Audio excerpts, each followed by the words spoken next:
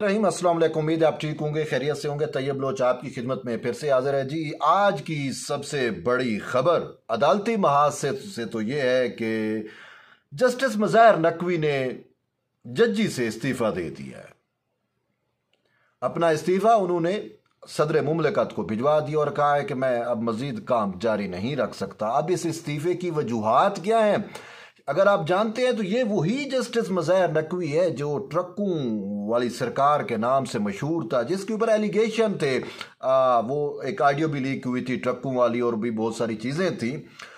तो उसके खिलाफ सुप्रीम जुडिशल कौंसिल में कार्रवाई चल रही थी, क्योंकि ये सुप्रीम जुडिशल कौंसिल एक ऐसा प्लेटफॉर्म है जिसमें आला अदलिया के जजेस के खिलाफ अगर उनको हटाना हो, उनके खिलाफ कोई केस मतलब करप्शन, बदनुनवानी, ज़ाब्ता अखलाक की खिलाफ वर्जी और इस टाइप की अगर कुछ इल्ज़ामात हों तो वो इल्ज़ामात जो हैं वो सुप्रीम जुडिशल कौंसिल में भेजी जाती हैं, उधर से रजू किया जाता है और फिर सुप्रीम जुडिशल कौंसिल जो है उन इल्ज़ामात का जायज़ा लेती है, शोकाज़ नोटिस जारी करती है और फिर वो जज की फेट जो है उसकी डिटर्मिनेशन जो है वो सुप्रीम जुडिशल कौंसिल से होती है।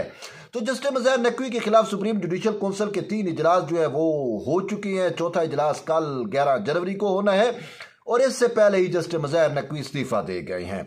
अब वजह क्या है कि जस्टिस मज़ाहिर नकवी ने सुप्रीम जुडिशल कौंसिल की जो कार्रवाई थी उसको ओपन कोर्ट में भी चैलेंज किया था और कहा था कि मेरा मामला जो है ओपन कोर्ट में चलाया जाए।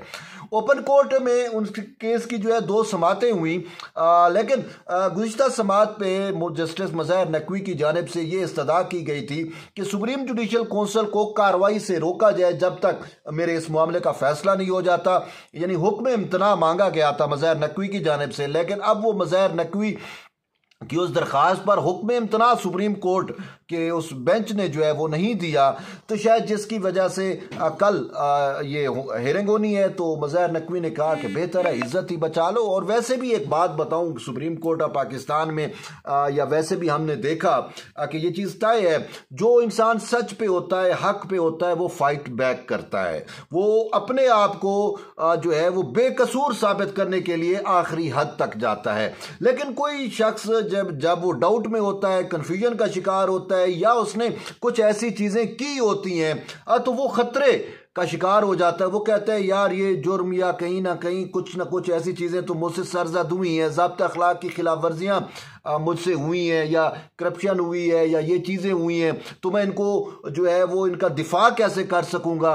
तो वो फिर अब उस दिफा ना कर सकने की वजह से जो है वो पतली गली से निकल जाता है, इस्तीफा दे के साइड पे हो जाता है। अब जस्टिस मज़ाहिर नकवी ने इस्तीफा तो दे दिया। अब इस्तीफे के बाद सुप्रीम जुडिशल कौंसिल में जो हमने देखा जो तरीक़ाकार है, उस तरीक़ाकार के तहत तो हम यही देखते हैं कि जज जब इस्तीफा दे जाता है तो सुप्रीम जुडिशल कौंसिल की कार्रवाई जो है वो रुक जाती है, वो कार्रवाई आगे नहीं चल पाती।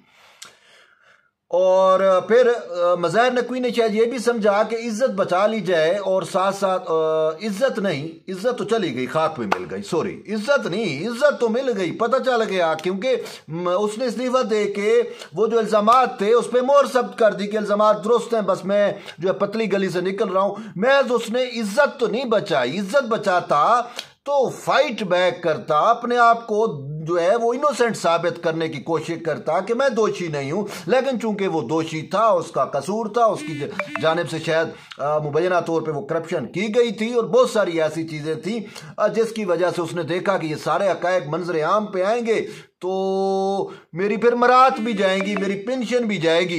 तो इसी वजह से उसने कहा कि पेंशन तो बचा लूं ना, सारी जिंदगी की पेंशन है, 12-13 लाख से अबव की पेंशन, गाड़ी, पेट्रोल, डीजल, बहुत कुछ होता है जब जज रिटायर होता है या, तो इसने कहा ये पेंशन तो मैं बचा जाऊं ना।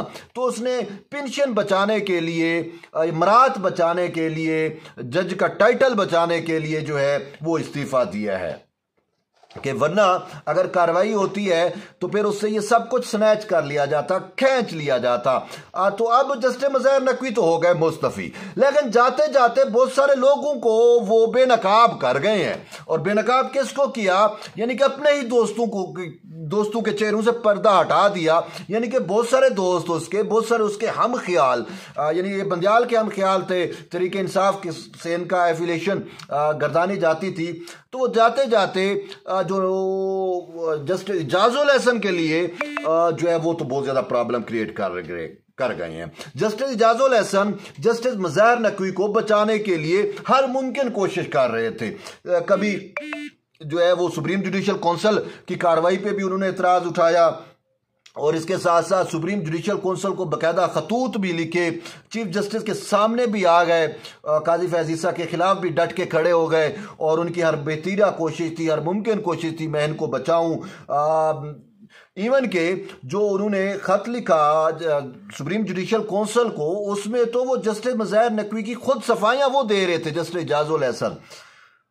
और फिर इसके साथ साथ तहरीक इंसाफ का पूरा सोशल मीडिया ब्रिगेड जो है, वो जो लोग हैं उनको भी बेचार तनहा छोड़ गए हैं। वो इस उम्मीद में थे कि भाई ये मज़ाहिर नकवी फाइट बैक करेगा, इस्तीफ़ा नहीं देगा और ये बहुत सारी चीज़ें हमें देता रहेगा और हमें मौका मिलता रहेगा चीफ जस्टिस काजी फैज़ ईसा के ख़िलाफ़ जो है वो प्रोपेगेट करने के लिए या प्रोपेगंडा करने के लिए, और भी बहुत सारी चीज़ें थी।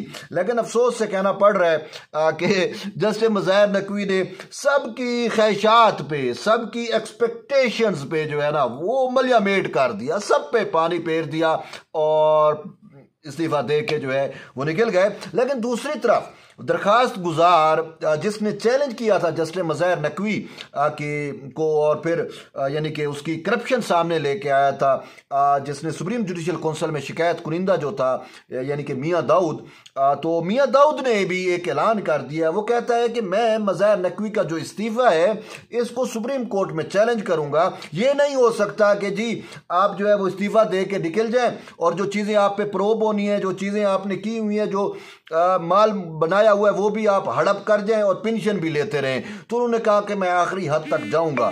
लेकिन अब सूरत हाल ऐसी भी इमर्ज हो रही है, देखते हैं कि मियां दाऊद क्या करते हैं, क्या वो इसको ओपन कोर्ट में चैलेंज करते हैं और उसके इस्तीफे को अगर चैलेंज करते हैं तो फिर क्या सूरत हाल होगी।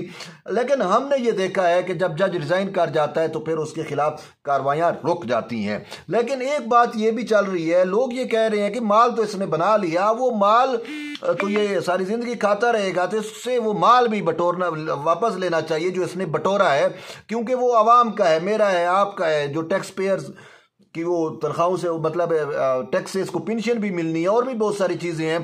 तो इस वजह से अब ये भी अटैम्प्ट चल रही है। लेकिन एक नैब तरमीम वाले मामले पे एक आर्डर था, आर्डर नहीं था बल्कि एक शॉर्ट नोट था, एक इजाफी नोट टाइप था, जिसमें बल्कि जस्टिस मंसूर अली शाह का इकलौता फैसला था।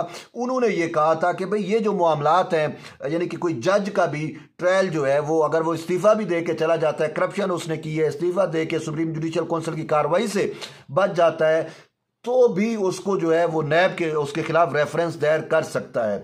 लेकिन वो फैसला नहीं है, एक फैसला है, अक्सरियती नहीं है, लेकिन उसने एक रास्ता ओपन कर दिया है। अब देखते हैं कि मज़ाहिर नकवी के खिलाफ क्या नैब भी मुतहरिक होती है, नहीं होती। तो बहरहाल ये चीज़ें अब आगे आएंगी। लेकिन एक चीज़ तय है कि मज़ाहिर नकवी ने बहुत ज़्यादा माल बनाया था, मैनेज हो जाता था।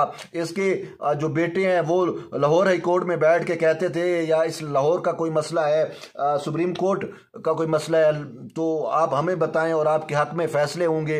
और किसी हद तक इसने किए भी सही। और यही मज़ाहिर नकवी है जिसने गुलाम महमूद डोगर के तबादले के केस में चीफ इलेक्शन कमिश्नर को बुला लिया था। यही वो मज़ाहिर नकवी है जिसके एक नोट के ऊपर पूरी पीडीएम हुकूमत के खिलाफ एक केस बनाया गया और वो भी केस साबित नहीं हो सका।